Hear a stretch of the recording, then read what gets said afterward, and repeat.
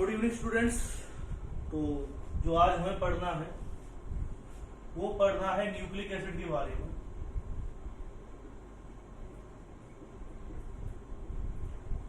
तो सबसे पहले बायोमोलिक्यूल के अंदर आप पढ़ चुके हैं, कार्बोहाइड्रेट्स हमने कंप्लीट कर लिया था। आज जो हमें पढ़ना है वो पढ़ना है न्यूक्लिक एसिड के बारे में। न्यूक्लिक एसिड होता क्या है? It is a biopolymer. It is a biopolymer which have monomer units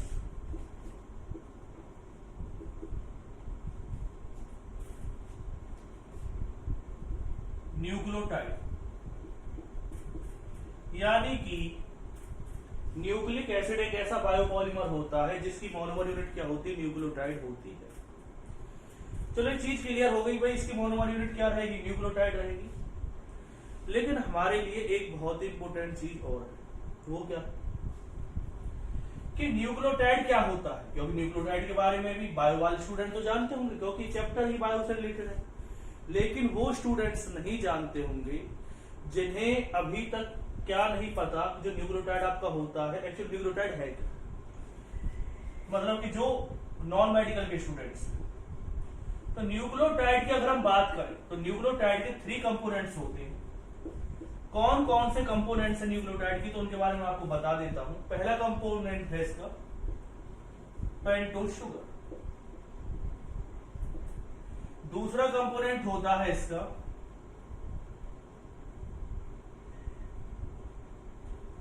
nitrogenous bases. तीसरा कंपोनेंट है इसका फॉस्फोरिक एसिड।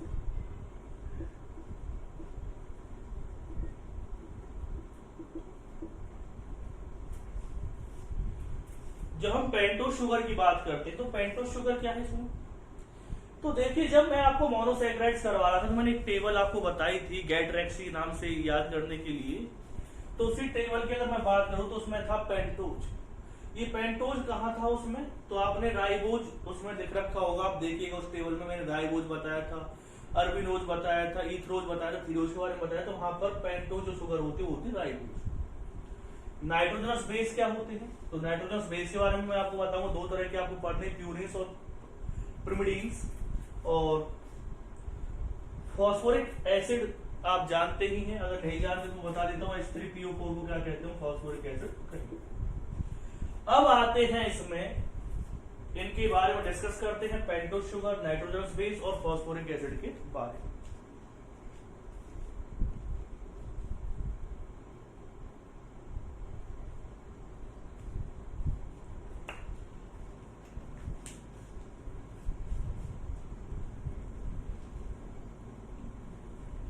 सबसे पहले हम डिस्कस करते हैं किसके बारे में? पहले कंपोनेंट के बारे में जिसका नाम है pentose sugar.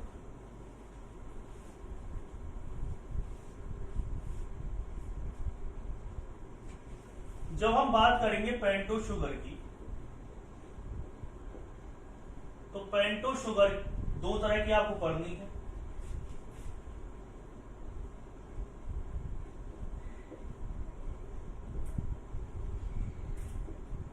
OHH, HOH,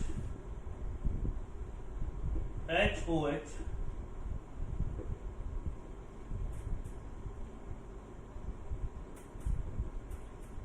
CH2OH और H।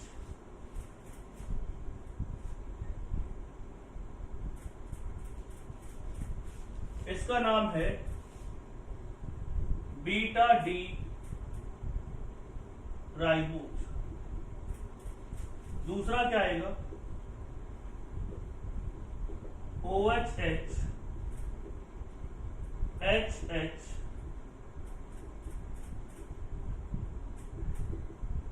HOH,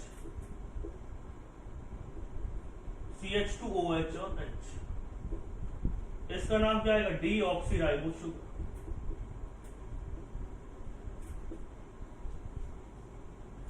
beta D oxy ribose sugar.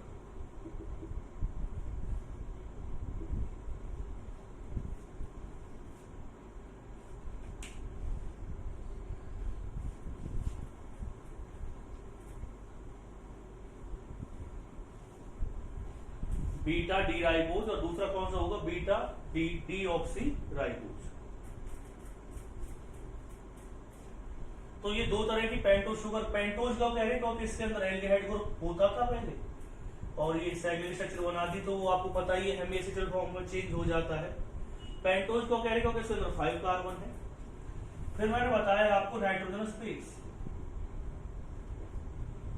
जो हमें नाइट्रोजनस बेस पढ़ने हैं वो दो तरह की पढ़नी है। एक कौन सा पढ़ना है, प्यूरीन्स, और दूसरे हैं प्रिमिडीन्स।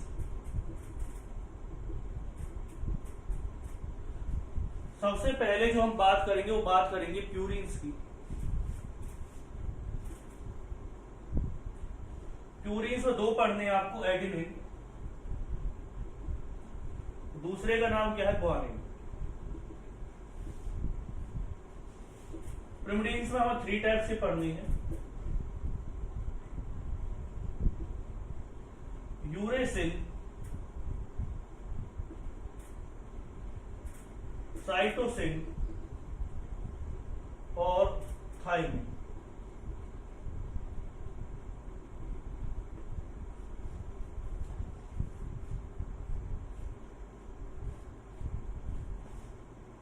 नोट डाउन कीजिए से जल्दी से जल्दी।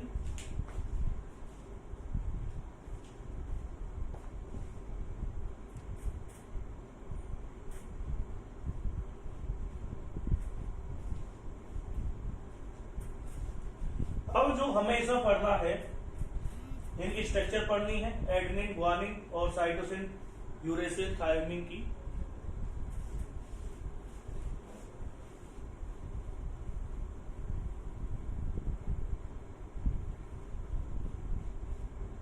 सबसे पहले एडेनिन।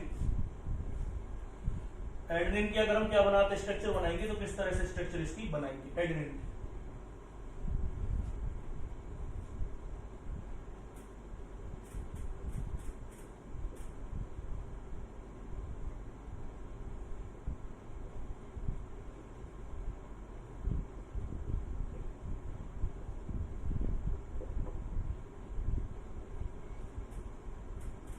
ये एडेनिन की स्ट्रक्चर है।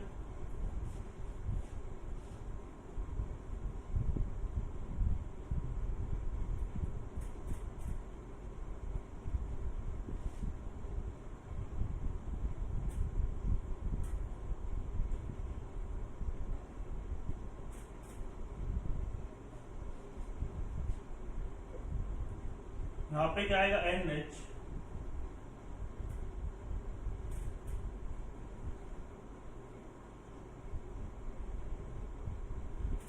तो यहां पे लिखेंगे आप इसमें डबल बॉन्ड N, और यहां पे क्या आ जाएगा, NH।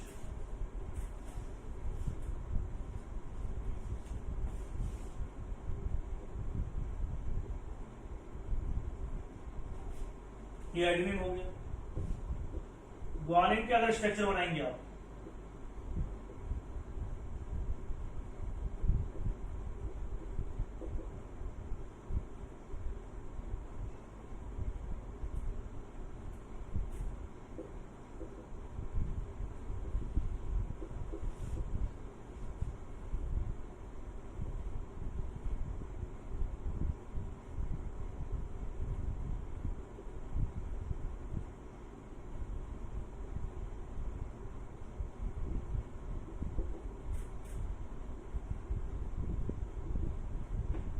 ये किसकी स्ट्रक्चर है, ग्वानिन की। ये एडेनिन की स्ट्रक्चर हो गई है। दूसरी किसकी स्ट्रक्चर बता दिया, वो ग्वानिन की स्ट्रक्चर बता दी उन्होंने। ये कौन से बेसिस थे, प्यूरिन्स बेसिस थे।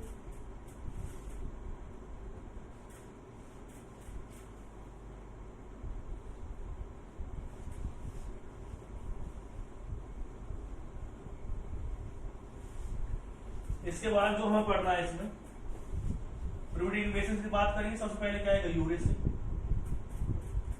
तो यूरेसिल की जब हम स्ट्रक्चर बनाएंगे,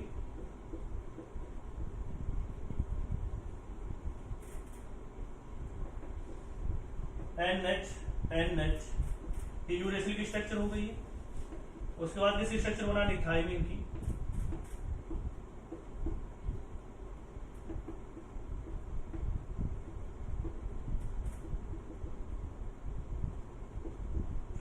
थायमिन की स्ट्रक्चर हो गई,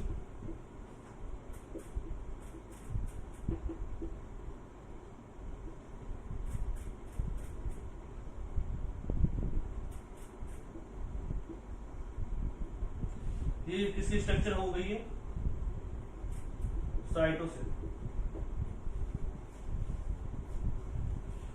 तो इसका फर्स्ट आइटम ये है, इसका फर्स्ट आइटम ये, इसका फर्स्ट आइटम ये, इसका ये 9th आइटम है।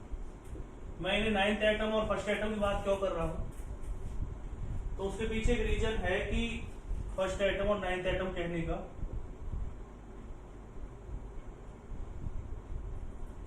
उसका रीजन क्या है, क्योंकि जब हम न्यूक्लियोटाइड बनाते हैं तो न्यूक्लियोटाइड बनाते टाइम हमें एक चीज बहुत ही ध्यान में रखनी पड़ती है।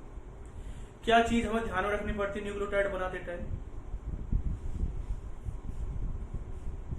हमें ये देखना पड़ेगा कि इसमें लिंकेज कौन कौन सी होंगी। तो हमें वहां पे देखना पड़ेगा कि भाई जो प्यूरिन बेस है वो कौन से एटम से अटैच होते हैं पेंटोस शुगर के साथ, या यूरेसिल, थायमिन और साइटोसिन कौन से एटम से अटैच होते हैं पेंटोस शुगर के साथ। तो देखिए कैसे लिखेंगे,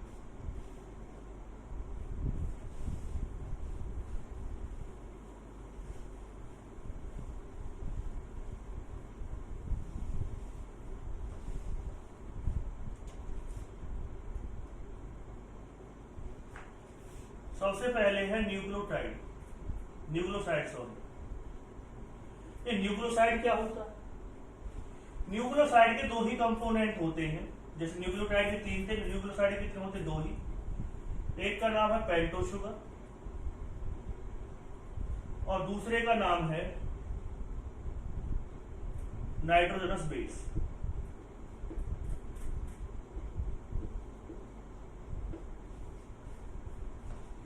तो न्यूक्लियोसाइड की अगर हम बात करते हैं तो कैसे बनाएंगे, न्यूक्लियोसाइड भी एक कह लो कि पार्ट ही होता है न्यूक्लियोटाइड का ही। बस न्यूक्लियोसाइड के अंदर अगर हम क्या ऐड कर दें, न्यूक्लियोसाइड के अंदर अगर हम फॉस्फोरिक एसिड ऐड कर देते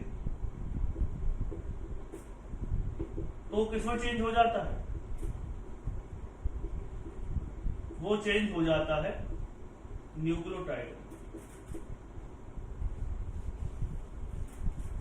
पेंटोस शुगर और एक क्या दे रखा है, नाइट्रोजनस बेस दे रखा है।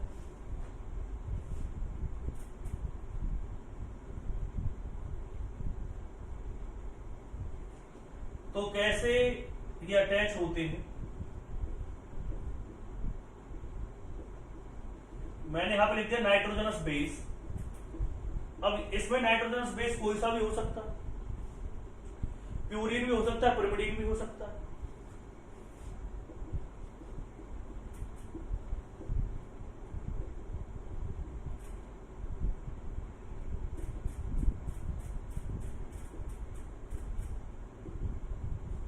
तो इसमें जो नाइट्रोजनस बेस हो सकता है वो कोई सा भी हो सकता है, प्यूरिन्स भी और पिरिमिडीन्स भी। If nitrogenous base is a purine, then its 9th atom can attach with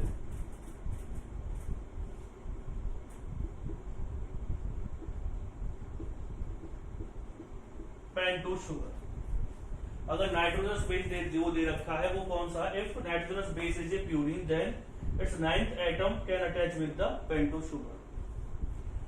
और अगर इसका क्या दे रखा है, जो नाइट्रोजनस बेस है उसका कौन सा एटम आपको दे रखा है, अगर नाइट्रोजनस बेस आपको क्या दे रखा है, पिरिमिडीन्स दे रखा है, तो इसका कौन सा एटम अटैच रहेगा, पहले तो इसे नोट डाउन कीजिए, फिर देखेंगे आप इसमें।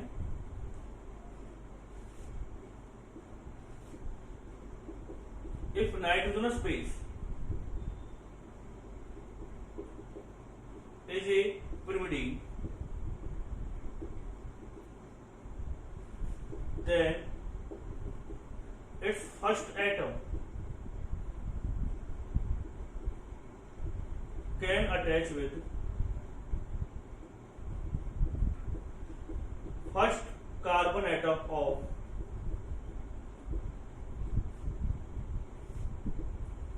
Pentose sugar. अगर इसका कौन सा दे रखा है आपको, अगर ये pyrimidine बेस है तो इसका कौन सा एटम अटैच रहेगा फर्स्ट, और अगर ये कौन सा दे रखा है प्यूरिन दे रखा है तो इसका कौन सा एटम अटैच रहेगा, 9th एटम अटैच रहेगा किसके साथ, पेंटोस शुगर के साथ। ठीक है, अब हमें इसमें देखना है नेक्स्ट पॉइंट, वो ये देखा पेंटोस शुगर आपने लिखा, नाइट्रोजनस बेस लिख दिया। अब ये तो हो गया न्यूक्लियोसाइड, अब हमें क्या पढ़ना है, न्यूक्लियोटाइड।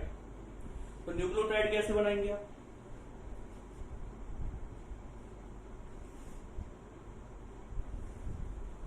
इसलिए मैं न्यूक्लियोटाइड बना देता हूं।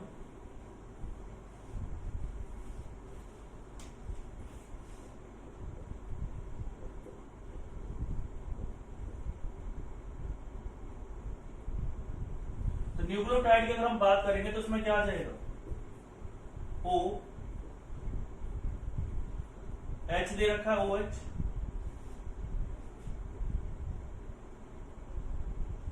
P double bond O, O H O H O H, तो इसका ओ एच अटैच होगा, इसका क्या अटैच होगा, एच।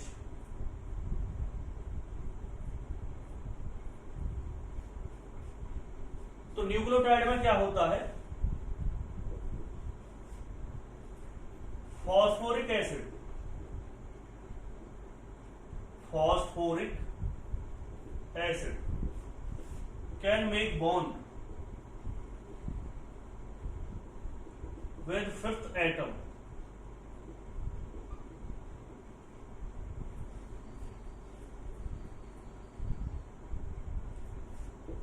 Pentose sugar. तो न्यूक्लियोसाइड में क्या नहीं होता है, फॉस्फोरिक एसिड होता ही नहीं, लेकिन न्यूक्लियोटाइड में तो होता है। तो किस कौन से एटम के साथ अटैच होगा, फिफ्थ एटम के साथ अटैच होगा। अब बात आ गई, देखो हमने न्यूक्लियोटाइड बना लिया, न्यूक्लियोसाइड ही बना लिया, लेकिन अभी हमारे पास न्यूक्लिक एसिड की कोई स्ट्रक्चर नहीं आई। तो अब हम बात करेंगे न्यूक्लिक एसिड की स्ट्रक्चर किस तरह से बनेगी। तो न्यूक्लिक एसिड की स्ट्रक्चर कैसे बनाएंगे आप देखिए, इसे नोट डाउन कीजिए जल्दी से जल्दी।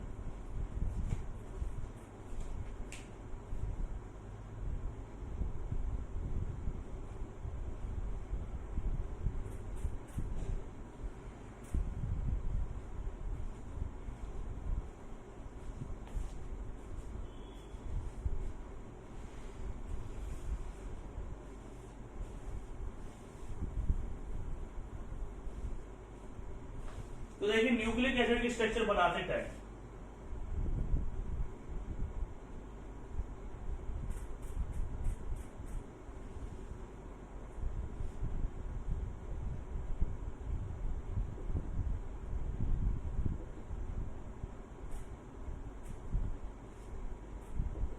HOH HOH CH2OH, इसका कौन सा एटम दे रखा आपको, फर्स्ट सेकंड थर्ड, इसका फॉस्फोरिक एसिड है, वो मैंने अभी ऐसे लिखा था,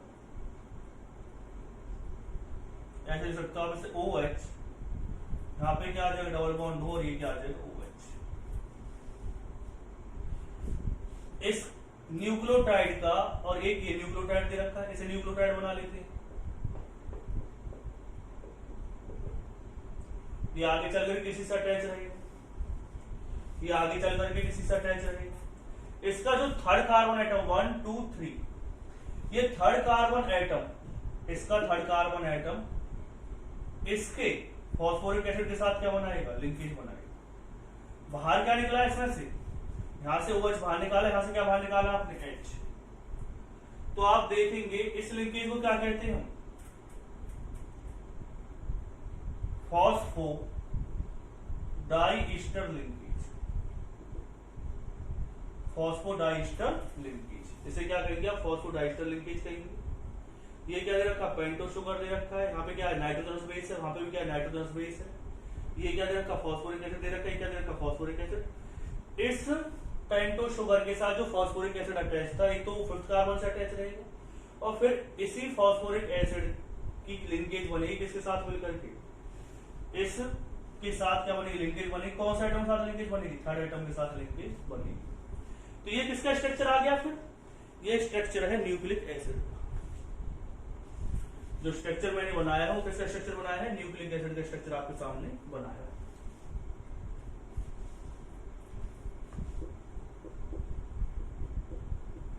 स्ट्रक्चर ऑफ न्यूक्लिक एसिड।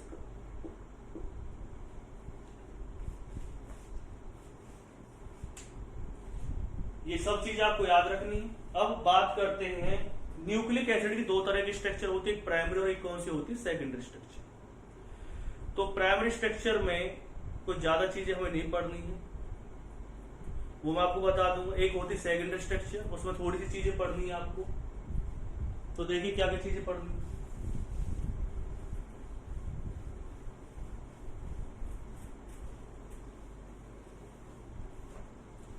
सबसे पहले primary structure of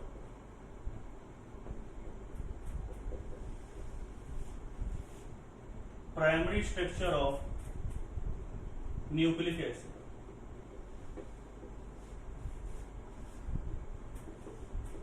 It is a specific sequence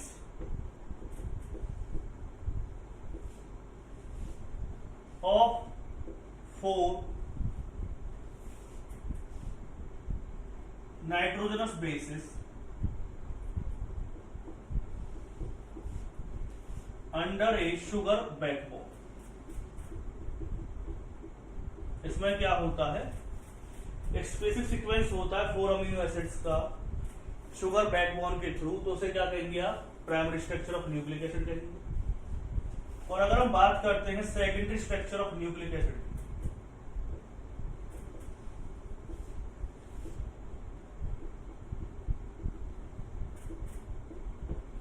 तो यहां पर एक चीज आपको पढ़नी पड़ेगी। सेकेंडरी स्ट्रक्चर ऑफ प्रोटीन को, secondary structure of nucleic acid की जब हम बात करते हैं तो आप लिख सकते हैं it is A double helix structure. कैसा स्ट्रक्चर होता है, डबल हेलिक्स स्ट्रक्चर होता है। दूसरी खास बात क्या होती है इसकी, कार्बन और साइटोसिन और ग्वानिन। इसे मैंने क्या बताया, साइटोसिन, ये क्या दे रखा आपको, ग्वानिन दे रखा। ये क्या दिए हुए हैं इसमें, 3 हाइड्रोजन बॉन्ड। यानी जो साइटोसिन है वो ग्वानिन से कितने बॉन्ड से अटैच रहेगा, 3 हाइड्रोजन बॉन्ड से। और एडेनिन थाइमिन से अटैच रहेगा कितने, ये क्या है एडेनिन, ये क्या दे रखा आपको, थाइमिन। ये कितने हाइड्रोजन बॉन्ड के हेल्प से अटैच रहता है, 2 हाइड्रोजन बॉन्ड।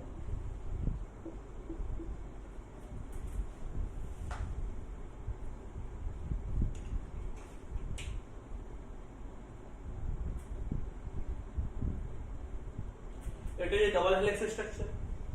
साइटोसिन किससे बना रहा है, ग्वानिन से बॉन्ड बना रहा है, कितने हाइड्रोजन बॉन्ड बना रहा है, 3। एडेनिन बना रहा है थाइमिन के साथ 2 हाइड्रोजन बॉन्ड बना रहा है।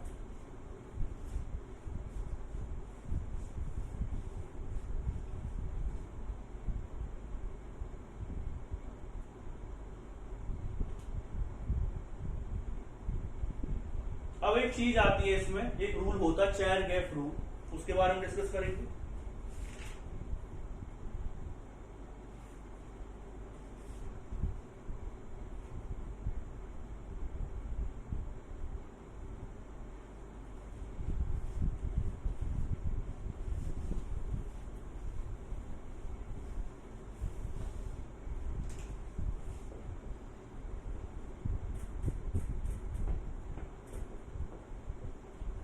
ये रूल क्या कहता है, ये rule secondary structure of nucleic acid के बारे में है। ये कहता है कि जितनी C प्लस में T इक्वल टू क्या आ जाएगा, G प्लस में E, यानी जितने साइटोसिन और थाइमिन उतने क्या रहेंगे, ग्वानिन और एडेनिन। जितने साइटोसिन और थाइमिन उतने क्या रहेंगे, ग्वानिन और एडेनिन होते। किसने दिया था, चार गैप ने रूल दिया था। अब अगर हम इसकी स्ट्रक्चर बनाते हैं तो स्ट्रक्चर में क्वेश्चन बहुत पूछा जाता है। वो क्वेश्चन क्या पूछा जाता है, how can you explain about the secondary structure of nucleic acid, it has 2 identical it not has two identical helix but it has complementary amino acids। इसका मतलब क्या, मैं आपको समझाने की कोशिश करता हूँ। एक्चुअली क्या पूछा है, how can you explain about the secondary structure of nucleic acid. तो सबसे पहला पॉइंट ऐसे पूछा जा सकता है कि जो इसके दो हेलिक्स बनते, किस तरह से हेलिक्स बनते, इस तरह से हेलिक्स बनेंगे।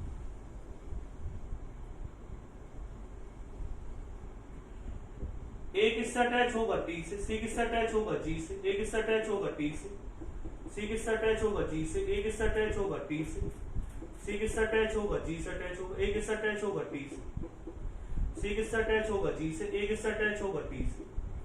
तो ये कह रहा है क्या दो हमने जो स्ट्रक्चर बनाई, इस तरह की स्ट्रक्चर बनाई है, जो हेलिक्स हम बना रहे हैं, तो इसके जो दोनों हेलिक्स है, भाई इधर की साइड जितनी नंबर ऑफ अमीनो एसिड्स हैं, क्या इधर की साइड में इतने अमीनो एसिड्स आएंगे, मतलब बिल्कुल आइडेंटिकल आने चाहिए। इसका कहने का मतलब क्या है कि C इक्वल टू क्या G होगा, G इक्वल टू A होगा, A इक्वल टू क्या होगा T। अगर ये सभी इक्वल हो जाए तो क्या हो जाएगा, जो डबल हेलिक्स स्ट्रक्चर होती जो मैंने बनाई है, double helix structure of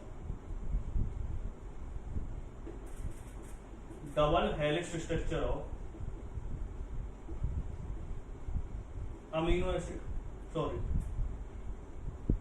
nucleic acid. तो क्या इसके दोनों हेलिक्स आइडेंटिकल होते हैं? वो कब हो सकते, जब C इक्वल टू G हो, G इक्वल टू क्या हो, A इक्वल टू क्या होती। मेरा कहने का मतलब है कि ऐसा पॉसिबल नहीं। C तो G के बराबर हो सकता है, G A के बराबर नहीं हो सकता, और A किसके बराबर हो सकता है, T के बराबर हो सकता है। इसका मतलब क्या है कि आप इसमें एक पॉइंट कर सकते हैं।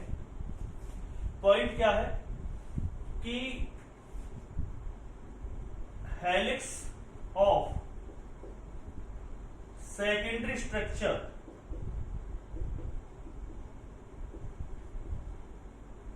Nucleic acid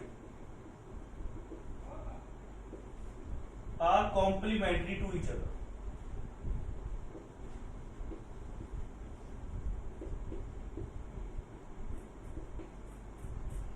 but not identical.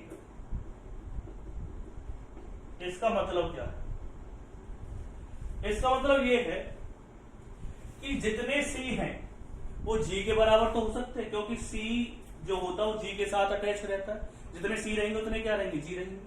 और जितने ए है उतने क्या हो सकते हैं, टी हो सकते हैं, क्योंकि जितने एडेनिन है उतने क्या होते हैं, थायमिन होते हैं, क्योंकि एडेनिन थायमिन के साथ अटैच होता है। फिर जितने एडेनिन रहेंगे उतने थायमिन अटैच रहेंगे उसके साथ। लेकिन ग्वानिन एडेनिन के बराबर नहीं हो सकता, या साइटोसिन थायमिन के बराबर नहीं हो सकता। अगर ये दोनों बराबर हो जाते तो क्या कह सकते थे, आइडेंटिकल है। लेकिन आप एक चीज क्लियर करके देख रहे हैं कि जितने साइटोसिन वो ग्वानिन के बराबर तो होते हैं, एडेनिन थायमिन के बराबर तो होते हैं, लेकिन ग्वानिन एडेनिन के बराबर नहीं होते। अगर ऐसा हो जाए तो सभी क्या हो जाएंगे, दोनों साइड सेम अमीनो एसिड्स हो जाएंगी। तो जो हेलिक्स हमने बनाई है, दोनों हेलिक्स वो एक दूसरे की क्या हो जाएंगे, आइडेंटिकल। लेकिन कॉम्प्लीमेंट्री क्यों कह रहा हूं मैं इसे, क्योंकि सी जितने हैं उतने क्या होने चाहिए, जी होने चाहिए, और ए जितने उतने क्या होने चाहिए, टी। लेकिन आप ये नहीं कह सकते कि सी के बराबर ही क्या हो जाएंगे, ए हो जाएंगे, या जी के बराबर क्या हो जाएगा, ए हो जाएगा, या सी के बराबर क्या हो जाएगा, टी हो जाएगा। तो इस वजह से एक यूनिक प्रॉपर्टी रहती है डीएनए की, जो मैं स्ट्रक्चर बना रहा हूं। एक तरह से डीएनए की स्ट्रक्चर है, और डीएनए के स्ट्रक्चर में आप जानते हैं सभी के अंदर डीएनए की क्या होती है, फिंगरप्रिंटिंग होती है। सभी का जो डीएनए वो क्या होता है, अलग अलग होता है। किस वजह से होता है, क्योंकि वहां पर जो साइटोसिन है वो ग्वानिन के बराबर होता है, और एडेनिन किसके बराबर होता है, थायमिन बराबर होता है। और उन किसी के अंदर ज्यादा होते हैं वो, और किसी के अंदर क्या होते हैं, कम होते हैं। क्योंकि आपको पता है एडेनिन ग्वानिन के बराबर नहीं हो सकता, साइटोसिन थायमिन बराबर नहीं हो सकता। लेकिन जितने साइटोसिन है उतने क्या होंगे, ग्वानिन होंगे उसके अंदर, और जितने एडेनिन है उतने क्या होंगे, थायमिन, क्योंकि वो दोनों एक दूसरे से क्या होते हैं, अटैच होते हैं।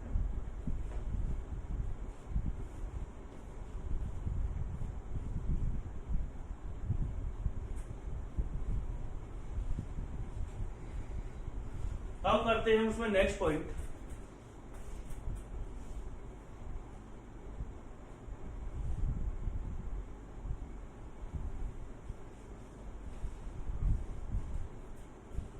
रेप्लिकेशन क्या होता है,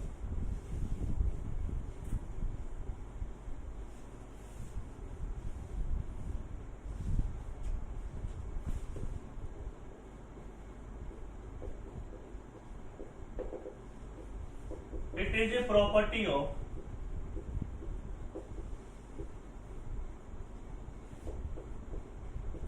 DNA by which it can form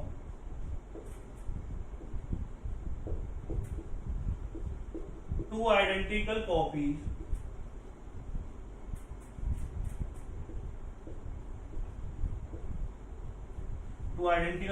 of itself. It can form two identical copies of itself.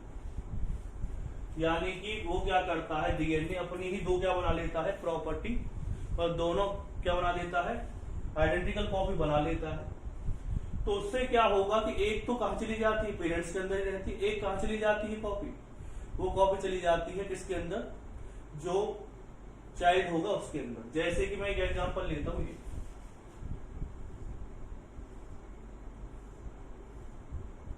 यहाँ पे एड्रेस लिख लिया, यहाँ पे क्या लिख लिया, थाइमिन, साइटोसिन यहाँ पे क्या लिख लिया, ग्वानिन, एड्रेस यहाँ पे क्या लिख लिया, थाइमिन,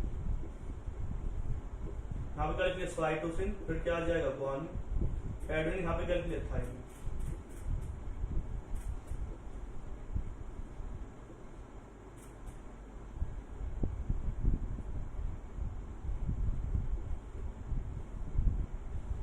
तो यहाँ पे क्या लिख सकते हो आप, adenine, thymine, cytosine, guanine, adenine, thymine, cytosine, guanine, adenine, thymine, adenine, thymine, cytosine,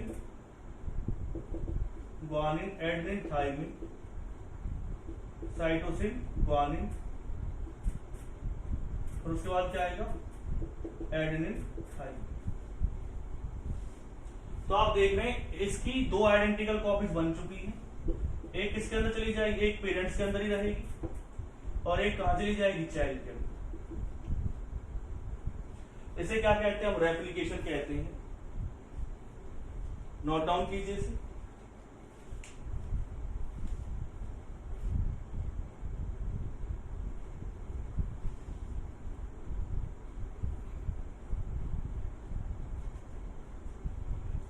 बाकी स्टूडेंट थोड़ी सी चीजें और रह गई हैं इसके अंदर, वो मैं नेक्स्ट वीडियो के अंदर डाल दूंगा। डीएनए और आरएनए में डिफरेंस और टाइप्स ऑफ आरएनए, छोटी सी चीजें हैं, 5 या 10 मिनट का वीडियो रहेगा, वो क्या कहते हैं, वो नेक्स्ट उसमें जल्द जाएगा। फिर अमीनो एसिड्स हम आगे कराएंगे।